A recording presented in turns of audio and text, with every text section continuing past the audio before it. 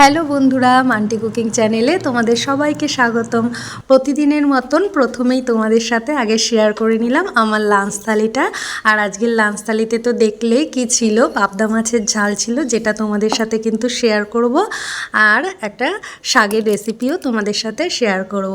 আর আজকের রান্নাবান্না কিন্তু অনেকটাই দেরি হয়ে গেছে। তার একটাই কারণ হলো এই বড়ি দেওয়ার জন্যে। বড়ি দিতে গিয়ে না সব কাজ এলোমেলো হয়ে গেছে। যাই হোক, তাও ভাবলাম যে একটু বড়ি দিই, কারণ এই শীতকালটাই তো বড়ি দিতে হয়। আর কোমরে ব্যথার জন্য আমি বেশি তো দিতে পারি না, অল্প অল্প করে ভেবেছি এই শীতকালে দেব। নিচে বসাটাই বারণ, যাই হোক তাও অল্প কিছু আমি দিলাম, শীতে না দিলে ভালো লাগে না। আর আজকে তোমাদের সাথে শেয়ার করব আর একটা জিনিস। দেখো চলো, আমার ছাদ বাগানে সিম গাছে কিন্তু ফুল এসেছে। হ্যাঁ, ভাবলাম তোমাদের সাথেও শেয়ার করে নিই। চলো দেখো কি সুন্দর লাগছে এই সিম গাছে ফুলগুলো দেখে। এখনও অবশ্য ফল আসেনি, কিন্তু ফুলগুলো ফুটেছে, তাই আমার আনন্দ লাগছে। আর ফল হলে তো আর কথাই নেই, তখনও তোমাদের সাথে কিন্তু শেয়ার করব এই সিমের। এখন দেখো সিম গাছটায় কি সুন্দর ফুল এসছে, ছাদ বাগানে আর কী বা হবে। আর এদিকে আমি কিন্তু সব সবজিও কাটতে শুরু করে দিয়েছি, এমনিতেই তো দেরি হয়েইছে। হ্যাঁ, তাই ভাবলাম যে না, সব কিছু তাড়াতাড়ি করে কেটে ঠেটে নিই, শাক তো বাছতেও একটু সময় লাগে। যাই হোক, আজকে আমি কিন্তু বেথে শাক রান্না করব আর পাবদা মাছের ঝাল রান্না করব, তাই সেই রকমভাবেই সবজিগুলো কেটে নিলাম। এইদিকে সব শাকগুলো বেছে নিয়ে কিছুই করিনি, গোড়াটা শুধু ফেলেছি। একদম নরম শাক, নতুন তো, এখন এই শাকের খুব টেস্ট হয় আর খুব ভালো লাগে। আর শুধু গোড়াটা ফেললেই হয়ে যায়। আর সিম দিয়ে, আলু দিয়ে আর বড়ি দিয়ে আমি করব। তার জন্যে সিমগুলোও কেটে নিচ্ছি, আর এইদিকে একটু আলু কেটে নেব, হয়ে যাবে। আর মাছের জন্যে তো সেরকম কিছু লাগবে না, কারণ ঝাল করব, এর জন্যে এইটুকু, বেশি কাটাকাটি নেই।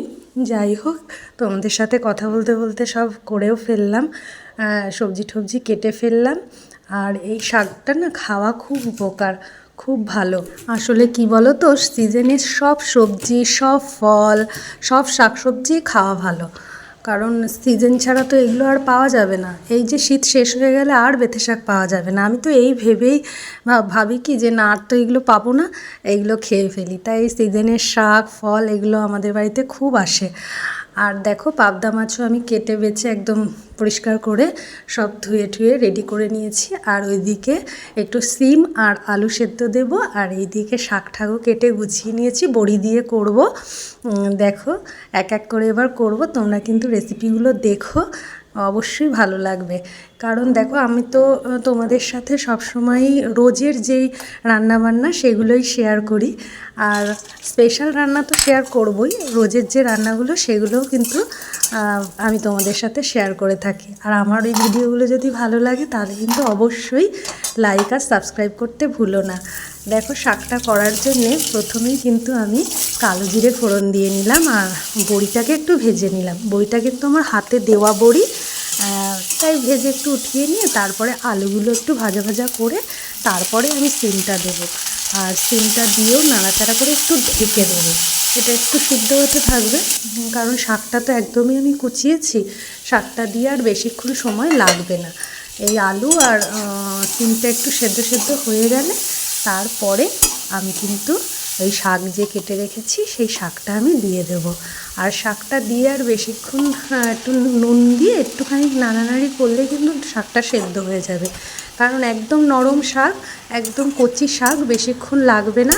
এই কারণেই কিন্তু আমি আলু আর সিমটাকে আগে একটু ভেজে নিলাম, তারপরে কাঁচা লঙ্কা কুচি দিয়ে আর ওইদিকে যে ভেজে রেখেছিলাম বড়িটা, সেই বড়িটাকে দিয়ে ভালো করে একটু নেড়ে আমার কিন্তু শাক কমপ্লিট হয়ে যাবে। আর এই শাকে কিন্তু একটু সামান্য একটুখানি চিনি দিলে ভালো লাগে। শাক মাত্র একটুখানি এমনি ভাজা করলে দিতাম না, যেহেতু এটা আলু আর সিম পড়েছে, একটু সবজি পড়েছে, এর জন্যে কিন্তু এটাতে একটুখানি মিষ্টি দিতে হবে। আর যদি এমনি ভাজতাম তাহলে আর কোনো কিছুই দিতে লাগতো না। আর এইদিকে কিন্তু আমি পাবদা মাছের ঝালটা করার জন্য সব কিছু রেডি করে নিয়েছিলাম, এবার শুরু করে দিলাম। প্রথমেই মাছগুলোকে আমি একটুখানি ময়দা দিয়ে ভেজে নিয়েছি, আর কড়াইতে তো তোমরা জানোই আমি কিন্তু প্রথমেই একটুখানি নুন ছিটিয়ে নিই, গরম তেলের মধ্যে নুন ছিটিয়ে নিয়ে তারপরে মাছগুলোকে একটু ময়দাতে একটুখানি ইয়ে করে ভাজলে খুব সুন্দর ভাজা হয়, ময়দা মাখিয়ে ভাজলে আর কি। তারপরে তো আমি এই মাছগুলোকে ভেজে নিলাম, আর ভেজে নেওয়ার পরে এইদিকে কিন্তু আমি একটা মশলা করেছিলাম, সেই মশলাটা বেটে নিলাম। এটাতেও আমি কিন্তু কালো জিরে ফোড়ন দেবো, আর ওইদিকে বাদাম, পোস্ত, সর্ষে, কাঁচা লঙ্কা, একটুখানি আমি সাদা তিলও দিয়েছিলাম, সব বেটে সেই বাটা মশলাটা দিয়ে দিলাম। তারপরে দিলাম হলুদ, লঙ্কা গুঁড়ো আর নুন, এগুলো কিন্তু আমি দেবো, আর একটু টমেটো দেবো, দিয়ে ভালো করে ওটাকে কষাবো। কষাতে কষাতে একটা সময় দেখা যাবে তেল উঠে এসছে, সেই সময় একটু গরম জল দিয়ে দেবো, আর গরম জলটা দেওয়ার পরে তারপরে মাছগুলো দিয়ে একটুখানি ফোটালেই কিন্তু আমাদের পাবদা মাছের ঝাল রেডি হয়ে যাবে। আর তারপরে ধনেপাতা দিয়ে মাছের ঝোলটাকে কমপ্লিট করব। জলটা কিন্তু তোমরা বুঝে দেবে, জলটা এই মাছে খুব একটা তো ঝোল করি না, এইরকম সর্ষে পোস্ত দিয়ে একটু গায়ে মাখা করি, তাই একটুখানি ফুটলেই তারপরে মাছগুলো দিয়ে দেবে, দেখবে সুন্দর হবে। আর আমি কটা কাঁচা লঙ্কাও দিয়ে দিয়েছিলাম, প্রয়োজনে যাদের ঝালের প্রয়োজন তারা খাবে, এর জন্যে আমি একটুখানি কাঁচা লঙ্কা দিয়ে দিয়েছি। আর দেখো আমার কিন্তু কমপ্লিট হয়ে গেছে মাছের ঝালটা। আর তোমাদের যদি আমার এই রান্নাগুলো ভালো লাগে তাহলে আবারও বলছি, একটু চ্যানেলটাকে সাবস্ক্রাইব করে দিও, আর পাশে থেকো, লাইক করো। আজকের মতন এখানেই শেষ করলাম, আবার দেখা হবে অন্য কোনো ভিডিওতে।